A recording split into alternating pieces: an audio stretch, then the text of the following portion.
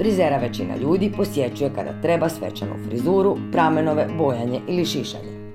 Kako bi vaša kosa bila njegovana i zdrava, ipak bi trebali češće susrete sa svojim frizerom. Upravo profesionalci u frizerskom salonu Vanja spremno dijele savjete svojim klijentima, pa im rado i pokazuju kako pravilno sušiti i fenirati kosu.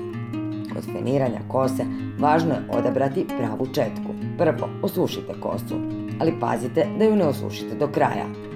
Zatim, podijelite kosu na nekoliko sekcija, koje ćete zatim jednu po jednu izvlačiti na četku. Kosu uvijek sušite od korijena prema vrhovima, a fen cijelo vrijeme mora pratiti četku. Kada ste gotovi s feniranjem, stavite proizvod za učvršćivanje kako biste zadržali volumen. A ako ne možete sami isfenirati kosu i postići željenu frizuru, oni su tu za vas. Posjetite ih na adresi Hrvoja Macanovića 47 i vaša kosa će konačno dobiti pravilnu i profesionalnu njegu.